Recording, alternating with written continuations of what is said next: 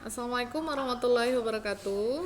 Bagaimana kabar kalian hari ini? Semoga kalian sehat semua di rumah ya. Alhamdulillah, puji syukur kita panjatkan kehadirat Allah Tuhan Yang Maha Esa, karena hari ini kita dapat melangsungkan pembelajaran daring pada mapel sejarah Indonesia ya. Tentunya sebelumnya kalian sudah belajar sejarah Indonesia dong. Namun kali ini kalian belajar sejarah bersama saya karena saya guru baru di sekolah kalian ya.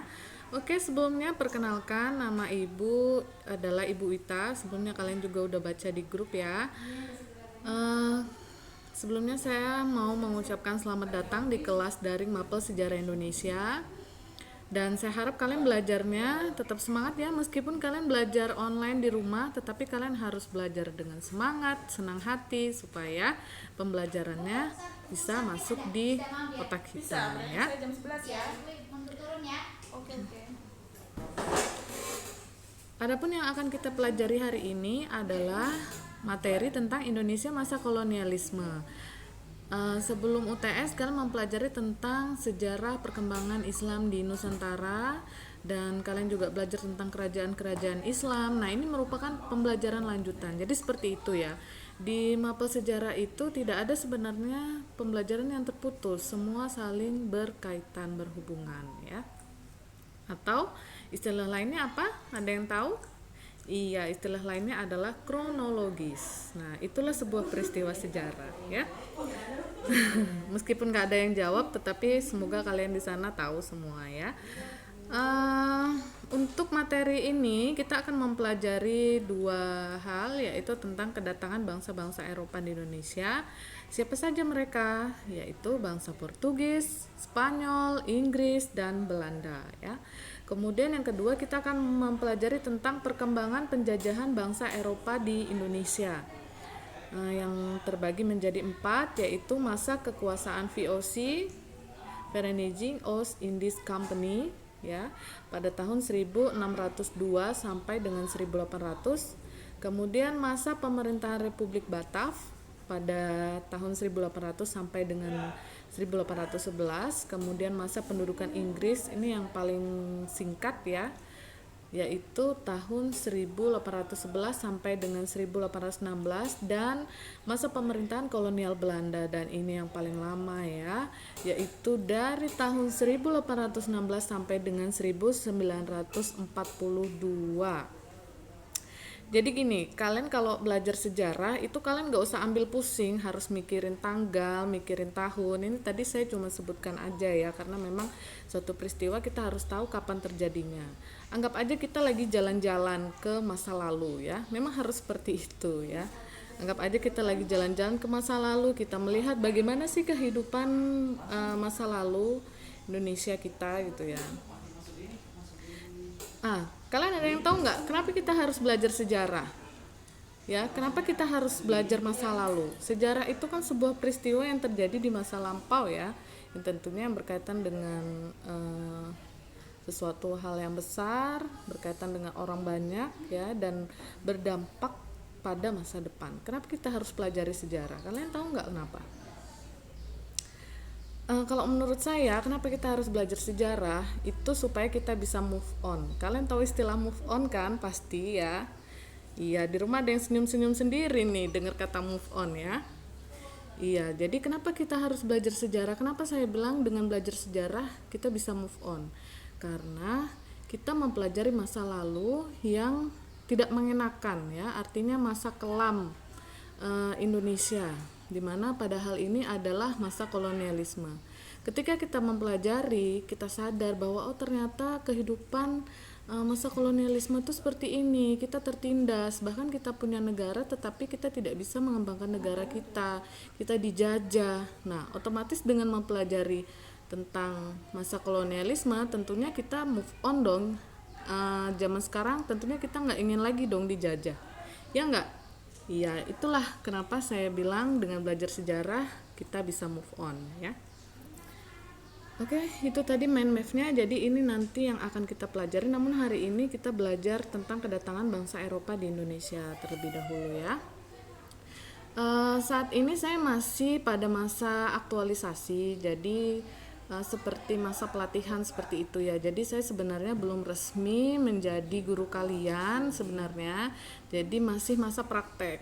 Nanti setelah kegiatan aktualisasi selesai baru saya sudah resmi menjadi guru kalian. Jadi selama 1 bulan ini saya akan mengadakan beberapa kegiatan. Salah satunya saya mulai hari ini ya, yaitu kegiatan pembelajaran sejarah. Dan untuk judul aktualisasi saya itu berkaitan dengan pengenalan nilai-nilai karakter dalam pembelajaran sejarah. Ya, kenapa? Karena saya mengamati sampai saat ini ya. Dulu saya sekolah, saya belajar sejarah itu sangat terasa membosankan, ya enggak? Kenapa? Karena kita paling disuruh guru mencatat, kemudian mengingat tanggal, mengingat peristiwa, nanti selanjutnya itu kita jawab di soal-soal ulangan seperti itu. Sebenarnya untuk belajar sejarah, kalau kalian tahu, sebenarnya banyak sekali manfaatnya. Jadi bukan hanya menghafal tanggal, menghafal peristiwa, menghafal tokoh ya. Justru yang paling penting adalah nilai-nilai karakter yang terkandung dalam pembelajaran sejarah itu sendiri. Ya, materi-materi sejarah itu sendiri yang dapat kita aplikasikan dalam kehidupan sehari-hari. Jadi sebenarnya belajar sejarah itu bukan hanya menghafal materi, melainkan kita dapat memetik karakter yang bisa kita terapkan dalam kehidupan sehari-hari, dan itu akan saya jadikan judul di kegiatan-kegiatan saya. Nanti saya akan melakukan beberapa kegiatan, untuk lebih jelasnya nanti saya akan kirimkan ke kalian ya. Jadi ada kegiatan pembelajaran dengan pengenalan nilai karakter, kemudian akan saya buat soal, kartu soal gitu yang bermuatan nilai karakter. Jadi nanti kalian bisa menebak karakter apa ya yang dapat kita petik di materi pembelajaran sejarah yang saya berikan gitu. Kemudian ada tentang bikin mind map, kemudian ada mading juga. Jadi nanti saya minta bantuan kalian, saya tanya sama kalian nanti kelas kalian itu di mana, dan saya akan buat mading sejarah untuk kelas kalian ya. Nanti isinya ya tugas-tugas yang saya berikan kepada kalian seperti itu ya. Nanti akan kita kembangkan madingnya. Kenapa saya buat mading? Karena zaman sekarang itu kayaknya sudah ditinggalkan ya hal-hal yang seperti itu, padahal itu penting banget buat literasi kita, buat ajang kreativitas kita ya. Meskipun kita dalam pembelajaran online sekarang, tetapi nggak apa-apa, nanti dimulai dari ibu dulu. Nanti kalau kalian sudah masuk sekolah, kalian bisa tuh buat madingnya ya. Oke, kalian ada yang tahu nggak ini gambar apa? Ya, ini seperti gambar kapal ya, gambar kapal. Kemudian ini kapal layar ya. Kalau kalian lihat gambar ini, apa yang kalian pikirkan dalam benak kalian? Iya, pelayaran ya. Jadi memang zaman dulu itu para penjelajah dari bangsa Eropa, mereka banyak menggunakan kapal ya. Kalian tentunya sudah tahu ya. Kalau zaman dulu itu kan masih susah kalau naik pesawat. Jadi kebanyakan dulu bangsa Eropa menjelajah itu menggunakan kapal ya. Pak Suar?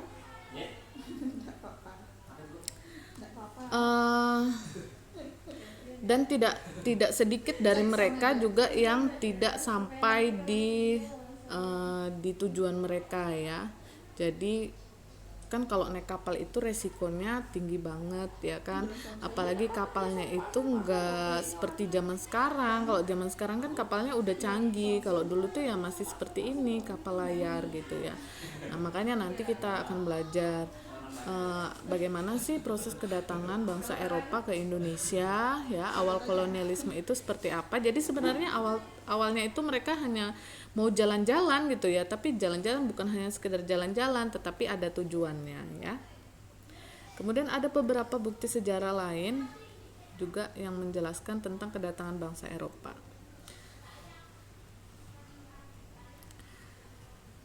Oke, tentunya sebelum kita belajar, tentunya kita muncul pertanyaan-pertanyaan dalam benak kita.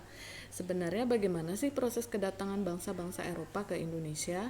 Kok mereka tuh mau ya dari jauh-jauh dari benua Eropa datang ke Asia yang dituju Indonesia lagi ya? Kemudian apa saja sih faktor-faktor yang menyebabkan bangsa-bangsa Eropa ingin menguasai Indonesia? Ya, kenapa mereka kok datang ke Indonesia? Alasannya apa? Pasti ada faktor-faktor yang menyebabkan hal tersebut. Kemudian bagaimana sih strategi mereka untuk menguasai kepulauan Indonesia? Ya, bagaimana strategi mereka? Ya, tujuan mereka apa gitu? Bagaimana cara-cara mereka kok bisa mereka melakukan kolonialisme, menguasai kepulauan Indonesia ya? Kemudian bagaimana pula kehidupan bangsa Indonesia saat berada di bawah kolonialisme bangsa Eropa? Jadi ini adalah pertanyaan-pertanyaan yang tentunya muncul dalam benak kita ya. Kenapa bangsa Eropa tuh datang ke Indonesia?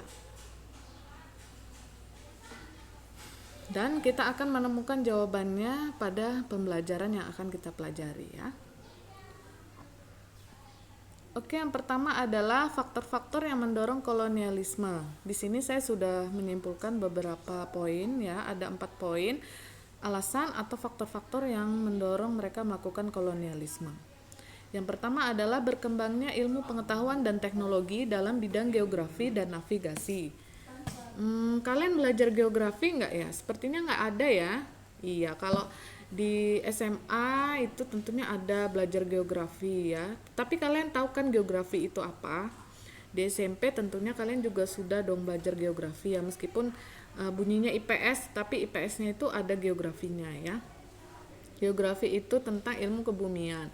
Kemudian navigasi. Navigasi itu adalah tentang arah. Jadi ada penemuan kompas. Nah, penemuan kompas pada saat itu menjadi salah satu faktor ya, penemuan teknologi kompas menjadi salah satu faktor yang mendorong mereka melakukan penjelajahan ya, melakukan penjelajahan samudra. Sehingga ketika mereka menemukan daerah baru ya, maka mereka punya cara nih, punya strategi gimana supaya bisa menguasai, gimana caranya mau ngambil rempah-rempahnya. Nah ya, jadi itulah hal-hal yang mendorong kolonialisme. Kemudian yang kedua adalah kisah perjalanan Marco Polo yang menggambarkan kekayaan dunia timur. Kalian tahu Marco Polo? Ya, jadi kalian tuh sebenarnya kalau buka YouTube itu jangan hanya yang dicari hal-hal yang kurang bermanfaat ya, tapi bagusnya kita cari hal-hal yang bermanfaat ya. Nah, Marco Polo ini adalah seorang pelaut dari Italia, di mana dia menjelaskan, dia menulis sebuah buku ya. Dalam bukunya itu dia menjelaskan tentang penjelajahannya dia ya, penjelajahannya. Kemudian dia menggambarkan bagaimana kayanya dunia timur itu. Nah, salah satunya adalah Indonesia ya. Kekayaan alam yang terkandungnya semua dirangkum di dalam bukunya si Marco Polo. Akhirnya para penjelajah samudra ini terinspirasi dari Marco Polo untuk melakukan penjelajahan samudra. Kemudian yang ketiga adalah jatuhnya kota Konstantinopel pada tahun 1453 yang menyebabkan perdagangan Asia Eropa terhenti ya. Ini ada hubungannya dengan perang salib ya, perang salib yang terjadi di Eropa. Dan kota Konstantinopel ini jatuh ke tangan Turki Utsmani ya. Awalnya kota Konstantinopel ini berada di bawah penguasaan Eropa. Nah, ketika perang salib terjadi, akhirnya kota Konstantinopel ini berhasil dikuasai oleh bangsa Islam ketika itu ya, ke tangan Turki Utsmani, dan menyebabkan perdagangan dengan Eropa itu terhenti ya, sehingga bangsa Eropa ini harus mencari jalan lain untuk menemukan kota rempah-rempah ya, daerah yang mempunyai rempah-rempah yang banyak, yang melimpah ya. Akhirnya mereka melakukan penjelajahan samudra. Sampai di sini paham? Nanti kalau ada yang mau ditanyakan silahkan kalian tanya di grup ya, biar kita diskusi. Kemudian yang terakhir, yang keempat adalah keinginan untuk mewujudkan semboyan 3G. Tahu 3G? Gold, glory, gospel. Nah, ini sebenarnya adalah faktor yang tidak kalah pentingnya ya. Kalau kalian mau belajar tentang materi ini, sebenarnya kalian harus pegang buku kelas 11, tetapi kalian tidak punya ya buku kelas 11 ya. Tapi nggak apa-apa, saya nanti akan kirimkan materinya. Saya di sini punya buku. Buku ini sebenarnya buku LKS sih, ya. Ini adalah buku Intan Pariwara.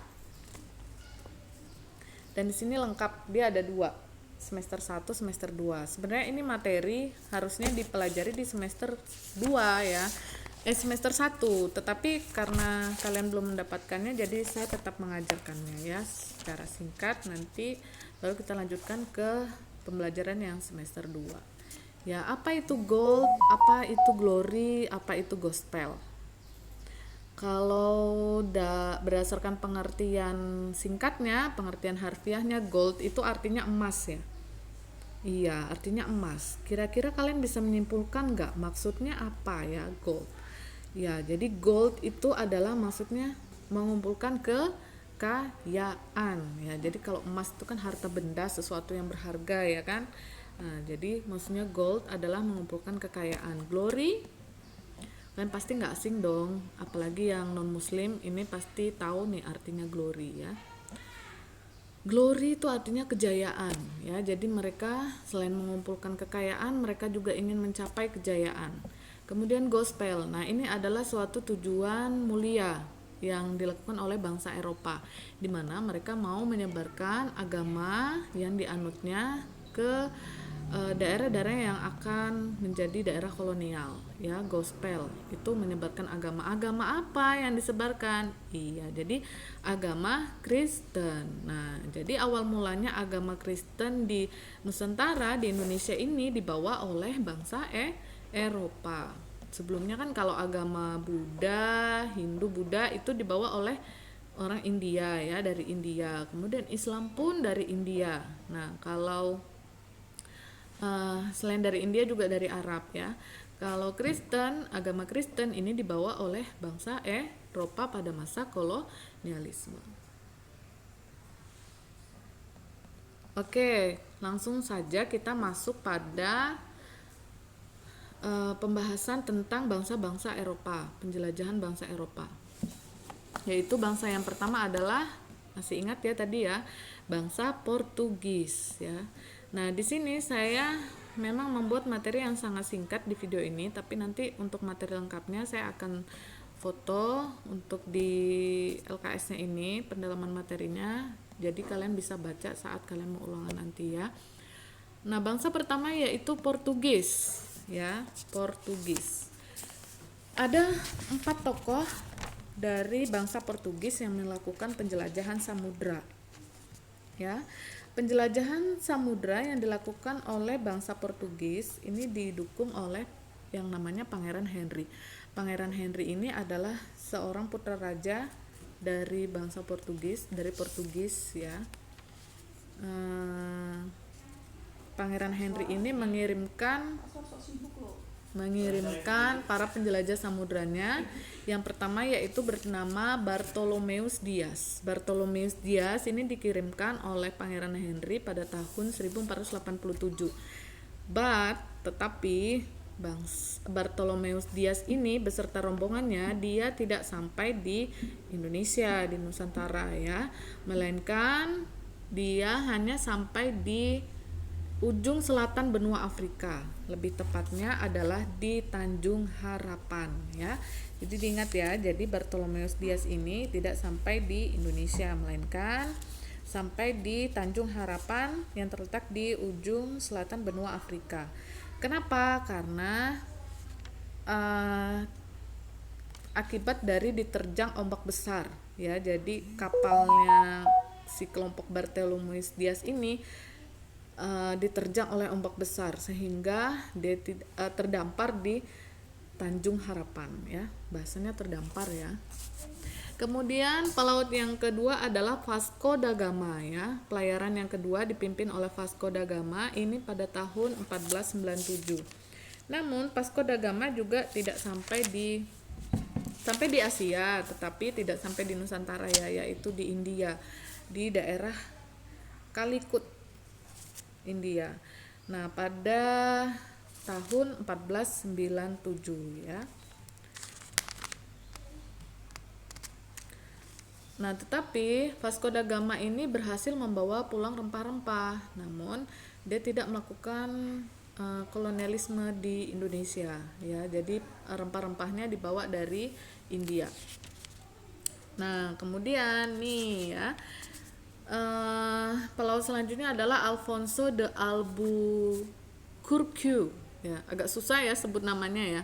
Alfonso de Albuquerque ya, pada tahun 1509. Nah, Alfonso ini pertama juga dia mengikuti jalannya si Vasco da Gama nih, mengikuti alurnya ya.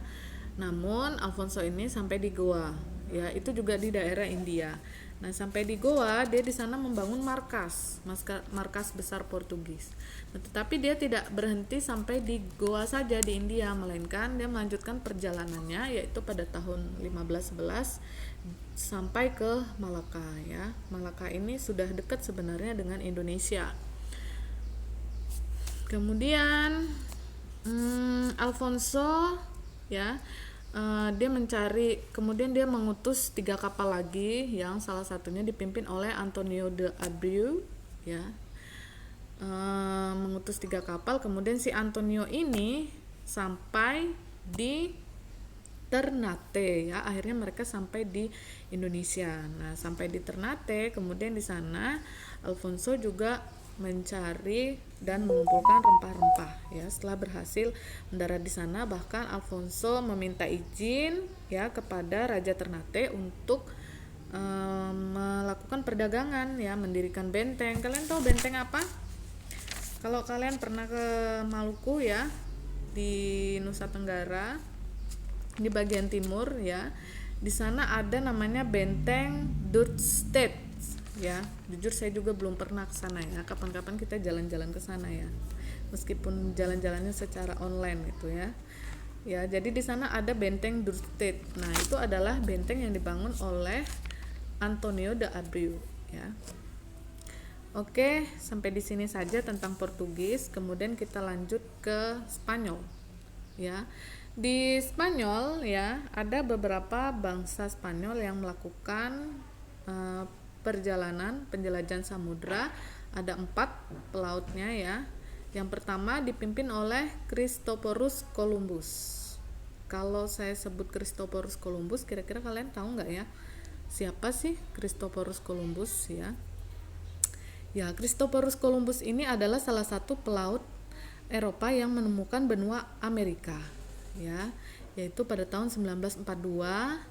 Nah, Christophorus Columbus ini juga tidak sampai di daerah timur ya, tidak sampai di dunia timur, melainkan dia sampai di Kepulauan Bahama dan juga Kepulauan Kanari ya. Kemudian selanjutnya armadanya dipimpin atau dilanjutkan oleh Amerigo Vespucci ya, yaitu pada tahun 1499. Nah, Amerigo Vespucci ini juga tidak sampai di Nusantara, yaitu dia hanya sampai di Amerika Selatan. Jadi kita skip aja ya, nggak usah terlalu banyak penjelasannya tentang ini. Kemudian selanjutnya dilanjutkan oleh Ferdinand Magelhaens. Nah, ada sesuatu hal yang menarik di perjalanannya Ferdinand Magelhaens ya, juga Delcano, di mana di sini dia sebenarnya sampai di Asia ya, tetapi hanya sampai di Filipina. Nah, pada ketika rombongan Ferdinand Magelhaens dan Delcano ini mendarat di Filipina, dia diserang oleh suku di sana ya, suku-suku di sana, yaitu di Kepulauan Masava. Nah, sehingga Ferdinand Magelhaens ini meninggal ya. Ferdinand Magelhaens meninggal dan dia tidak bisa melanjutkan pelayarannya, akhirnya kembali rombongannya ya. Kemudian juga ya, tetapi tewasnya atau terbunuhnya Ferdinand Magelhaens ini tidak menyurutkan semangat bangsa Spanyol untuk melakukan penjelajahan samudra ya, melainkan masih dilanjutkan oleh Juan Sebastian Delcano ya, atau yang biasa kita sebut Delcano, yaitu pada tahun 1522 Delcano melanjutkan nih perjalanan, tetapi dia tidak melewati lagi Filipina. Kenapa? Karena tahu di sana ada penyerangan ketika itu ya, sehingga dia sampai di Maluku. Nah, tetapi dia sampai di Maluku tetapi dia pergi ke kerajaan Tidore ya. Kerajaan Islam, ada kan yang kalian pelajari, kerajaan Ternate dan Tidore ya. Nah, di kerajaan Tidore ini Sebastian del Cano ya, yaitu dari bangsa Spanyol, dia melakukan perjanjian ya, melakukan meminta dukungan kepada kerajaan Tidore untuk mendirikan perdagangan rempah-rempah di Maluku. Tetapi yang terjadi adalah adanya persaingan antara Portugis dengan Spanyol, karena nih mereka sama-sama sampai di Maluku ya, satu di Ternate, satu di Tidore. Nah, akhirnya terjadi yang namanya perjanjian, yaitu perjanjian Saragossa, di mana pada perjanjian Saragossa ini yang terjadi di tahun 1529 dibagi wilayahnya ya. Portugis menang ya, Portugis berhasil menguasai Maluku. Dan Spanyol di sini dia kalah ya. Spanyol menguasai Filipina. Jadi dia dibagi ya. Spanyol diusir dari Maluku, kemudian Spanyol kembali ke Filipina ya. Padahal yang paling banyak rempah-rempahnya yaitu di Maluku ya. Ya, itulah yang terjadi ya. Itulah yang terjadi dari penjelajahan bangsa Spanyol dan Portugis. Selanjutnya apa, Bu? Iya, selanjutnya adalah kita jalan-jalan ke Inggris ya. Kalian lihat di sini gambarnya ya, kira-kira seperti itu. Kalian tahu ini gambarnya di mana? Iya, di Inggris ya, di London ya. Oke, untuk Inggris juga melakukan penjelajahan samudra, dan Inggris juga ini sempat berkuasa atau melakukan kolonialisme di Indonesia ya. Untuk penjelajahan Inggris itu dipimpin oleh Francis Drake ya. Francis Drake yaitu pada tahun 1579. Francis Drake juga rombongannya sampai di Ternate ya. Namun karena di sana sudah ada Portugis, jadi dia tidak terlalu bisa untuk menguasai perdagangan rempah-rempah di Ternate. Namun pada abad ke-17 ya, Inggris kembali nih, dia putar balik ya, akhirnya dia ke India, dan di India dia bisa mendirikan kongsi dagang ya,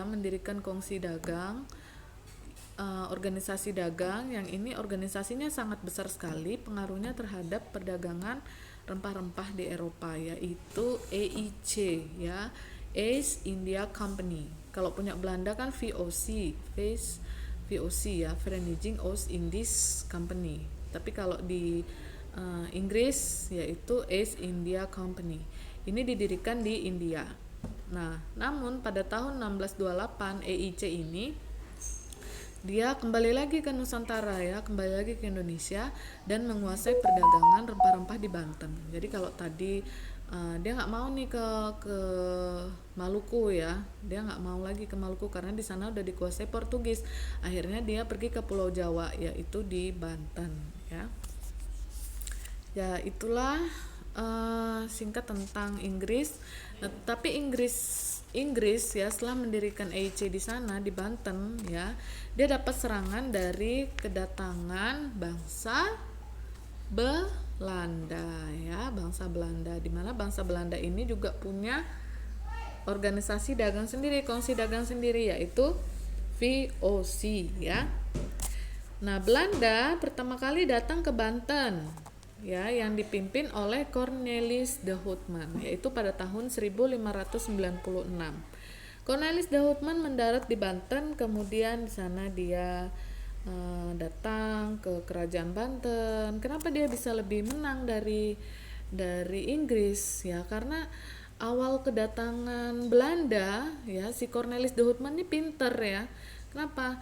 Dia pertama datang itu baik-baik, bahkan dia memberikan hadiah kepada raja-raja di Banten itu ya, kepada warga-warga di sana, sehingga warga itu sangat menerima baik kedatangan Belanda ya. Mereka pikir Belanda itu mau jadi teman bangsa kita gitu, tapi ternyata dia baik-baik itu ada maunya ya. Jadi kita jangan sampai seperti itu ya, jangan sampai seperti Belanda, kita baik sama orang tetapi kita ada maunya ya. Nah, kemudian setelah Cornelis de Houtman selesai melakukan penjelajahannya, ya, dia mendirikan VOC di Banten, ya, kemudian dilanjutkan oleh Jacob van Eyck, ya. Nah, Cornelis de Houtman ini kenapa dia diturunkan dari jabatannya? Karena dia tuh pertama datang baik-baik nih, tetapi selanjutnya setelah itu dia berbuat kasar kepada bangsa kita, ya dia tidak menghormati, sehingga akhirnya terjadi penolakan dari bangsa kita, ya, bangsa Indonesia. Dan selanjutnya Belanda mengirimkan pelaut yang kedua, yaitu Jacob van Eyck, yaitu pada tahun 1598. Jadi si Cornelis ini hanya bertahan 2 tahun, ya, di Indonesia. Kemudian Jacob van Eyck ini ternyata bisa mengembangkan, ya, perdagangan rempah-rempahnya bukan hanya di Banten saja, melainkan di Maluku.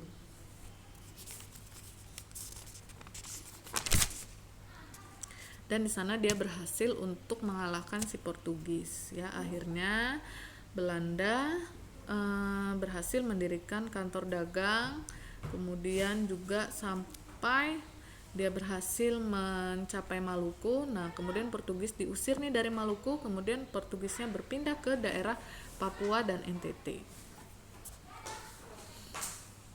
Ya, itu tadi untuk penjelasan tentang kedatangan bangsa-bangsa Eropa ke Indonesia, ya. Jika kalian ada pertanyaan, silahkan kalian tanyakan di grup. Kemudian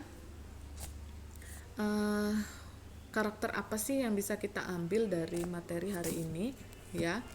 Jadi di sini saya menyimpulkan ada 3, ya, 3 karakter yang dapat kita petik dari materi tentang kolonialisme, ya, yaitu rasa ingin tahu, gigih, dan pantang menyerah, ya. Dengan rasa ingin tahu, ya, tentunya kita bisa mengetahui nih, ya, kita bisa mencari berbagai informasi dari media online, ya, dari YouTube, dari materi-materi di internet, dari buku, ya. Kita cari tahu nih bagaimana sih tentang kehidupan pada masa kolonialisme. Nah, dari rasa ingin tahu kita sehingga itu bisa menambah wawasan kita, ya.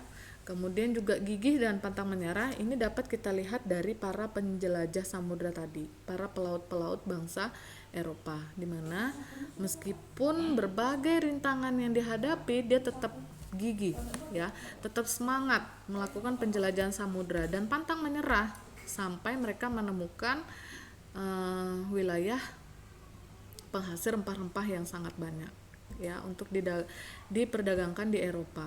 Nah, mereka kan sangat butuh sekali tuh rempah-rempah, ya. Jadi dalam hidup, ya, dalam kehidupan kita sehari-hari, kita tidak boleh pantang menyerah, ya. Kita harus gigih untuk mencapai tujuan kita. Tentunya kalian semua punya cita-cita dong, ya. Nanti selanjutnya setelah sekolah ini kalian nanti mau melanjutkan kemana, mau bekerja atau mau kuliah, ya. Ya, jadi setiap orang pasti punya tujuan hidup, punya cita-cita, sehingga itu kita harus berusaha keras untuk mencapainya, ya, dengan gigih dan pantang menyerah, ya. Oke, cukup sekian materi Ibu hari ini. Terima kasih dan sampai berjumpa di pertemuan selanjutnya.